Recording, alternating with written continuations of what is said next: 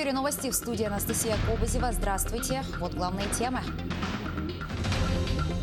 Минобороны приступает к испытанию вакцины от COVID-19 на добровольцах. Заоблачные наценки, почему предприниматели поднимают цены на продукты и куда обращаться. Как поправка в Конституцию о детях повлияет на жизнь маленьких россиян и что об этом думают жители Якутии.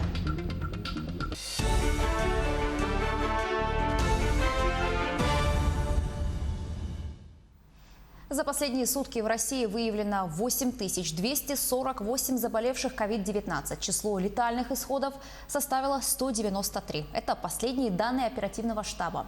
За весь период побороть болезнь смогли более 294 тысяч человек. В стране уже сделано более 15 миллионов тестов. Между тем, испытания российской вакцины от коронавируса на людях начнутся в ближайшие дни, когда закончится двухнедельная изоляция добровольцев. Об этом сообщили в Министерстве обороны страны.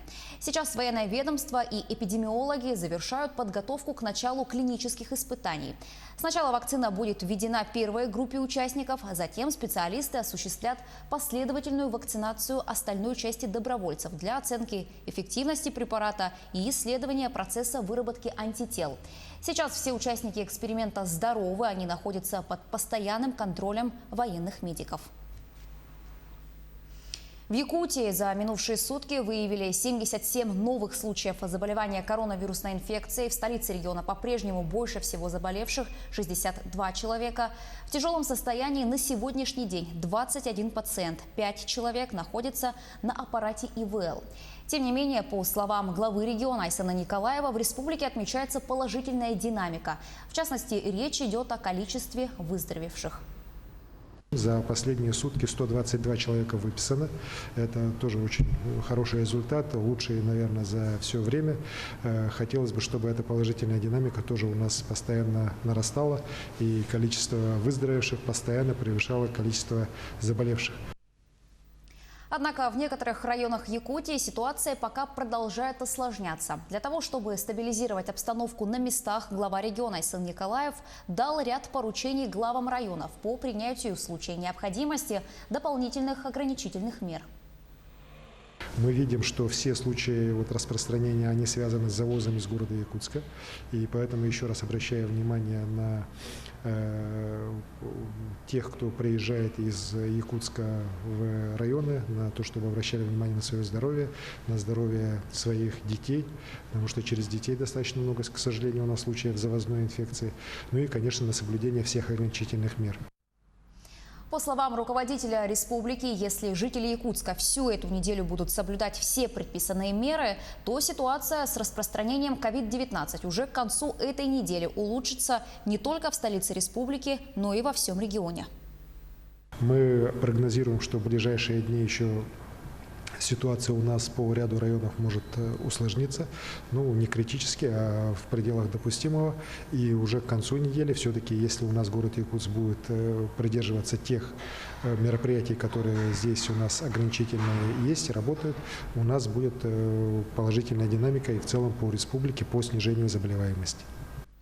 Ситуация с коронавирусом в Хангаласском районе осложнилась. По данным регионального оперативного штаба, там за сутки выявлено 7 новых случаев. За весь период зарегистрировано более 30. Сейчас в инфекционном отделении поселка Максыголов получает лечение 10 пациентов. Еще одна пожилая жительница района находится в инфекционном отделении Якутской республиканской клинической больницы. 3 человека лечатся амбулаторно в режиме самоизоляции на дому. Я обращаюсь к родителям или законным представителям несовершеннолетних детей, которые отправляют их в наш район на каникулы. Прошу вас информировать об этом глав наследников. Дети в целях общей безопасности должны выдерживать 14-дневный период изоляции. А при появлении симптомов гриппа обращаться к своим законным представителям, родителям, а те, в свою очередь, должны своевременно информировать медицинских работников и администрацию. Давайте все вместе обезопасим себя и окружающих нас людей. В Мирном некоторые владельцы магазинов необоснованно взвинтили цены. Речь идет в том числе о продуктах, на которые установлена предельная торговая надбавка. Владельцы одного из продуктовых магазинов уже штрафовали на 50 тысяч рублей. На прилавках сотрудники прокуратуры нашли бананы с наценкой на 150%. Предприниматели такие скачки цен оправдывают транспортными расходами, зарплатой продавцам и оплатой аренды. Какие продукты входят в перечень социально значимых и куда обращаться, если вам кажется, что цена на них завышена? Подробности в следующем сюжете. Прокуратура наведалась в продуктовые магазины алмазной столицы с проверкой. Сотрудники изучают цены на социально значимые продукты – муку, сахар, рис, макароны, гречку. Такие проверки проходят ежемесячно и не зря. Покупатели подтверждают, ценники в последнее время заметно выросли. Как вы считаете, в магазинах в Мирном продуктовых завышены ли цены на продукты? Я вот очень редко хожу в магазин. Мне кажется, завышается. После 10 дней лежания в больнице я вчера посмотрела, да. Если честно, я не смотрю особо на цены и не могу сказать, завышены они или занижены. Я из Москвы вообще сама приехала на пару недель. Если москвичей местные цены, мягко говоря, удивляют, то что говорить о мирнинцах? Цены, например, на бананы выросли на 150%, огурцы подорожали вдвое, макароны на 20%. Предприниматели не скрывают, цены завысили и объясняют это особенностями местной логистики. Объяснением этому может служить то, что в период распутицы продукты были доставлены в город Мирный авиатранспортом. Цена перевозки за 1 килограмм 171 рубль, в то время как автоперевозками эта цена составляет 30 рублей за килограмм. Мы, конечно, не вписались в предельные размеры торговых надбавок, предписанные нам постановлением главы администрации. И что нам остается? Два варианта: нарушать постановление или оставаться с пустыми витринами. Проверить, насколько завышена цена на тот или иной продукт, покупатель сам вряд ли сможет. Как нам пояснили в прокуратуре, запросить прайс закупочных цен имеют право только их сотрудники и представители Роспотребнадзора. Однако выход все же есть. Любой гражданин вправе обратиться в администрацию муниципального образования Мирнинский район. Там имеется управление потребительского рынка. Мы привлекаем данных специалистов администрации к проведению таких проверок. Также, безусловно, любой гражданин может обратиться в прокуратуру города по средствам электронной почты либо личного посещения. За последний месяц прокуратура проверила несколько торговых точек Мирного: Айсберг, Дионис, Русь, Наш Маркет, Каспий и Ермак. Во всех нашли несоответствие цен. Некоторые отделались предупреждением, поскольку попались впервые. А вот одному из владельцев назначили штраф 50 тысяч. Прокуратура отметила, в ближайшее время рейды будут проводить и в мелких торговых точках. Анна Брянская, Алексей Меркулин, Роман Ларин, телеканал «Алмазный край». Нерюнгринский район перешел на дистанционные программы дополнительного образования для детей. На базе 24 учреждений открыты онлайн-классы, мастерские, курсы. В условиях пандемии и самоизоляции дети могут, не выходя из дома, с пользой проводить время и приобретать полезные навыки. Дистанционный досуг сегодня охватывает порядка 1500 маленьких нерюнгринцев. В случае сохранения данной ситуации, связанная с распространением новой коронавирусной инфекции, работа по организации летней досуговой занятости продолжится в том же формате. Поэтому желающие родители организовать подобным образом деятельность своих детей в летний период, прошу обращаться в адрес учреждений образования. Вся информация о возможных форматах размещена на сайтах, и непосредственно лично у руководителя учреждения можно об этом узнать. Для получения единовременных выплат в размере 5000 рублей выпускникам необходимо направить заявление директору школы с указанием реквизитов счета. Об этом сообщили в Министерстве труда республики. Если выпускник не достиг 18-летнего возраста, заявление пишет родитель. Если выпускнику уже исполнилось 18 лет, то он пишет заявление сам. Деньги будут доведены на лицевые счета до конца июня этого года. По вопросам единовременной выплаты можно обращаться по номеру телефона, который вы сейчас видите на своих экранах.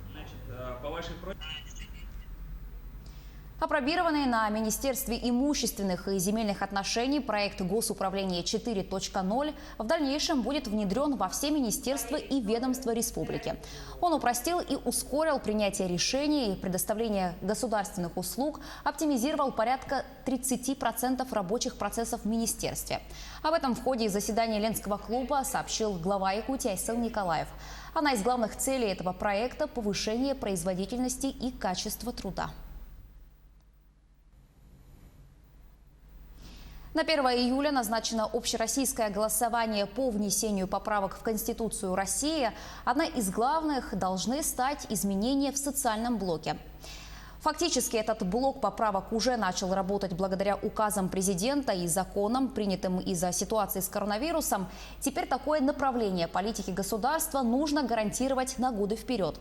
Главные нововведения обсудили на площадке Совета Федерации. Новые условия и актуальные реалии должны быть отражены в главном документе страны. В этом уверены эксперты. И наращивание социальных гарантий – это одна из приоритетных задач, которую ставит перед собой государство. Причем гарантии, которые невозможно будет отменить вне зависимости от экономической ситуации. То, что вводится гарантия минимального размера оплаты труда не ниже величины прожиточного минимума, это очень важная позиция.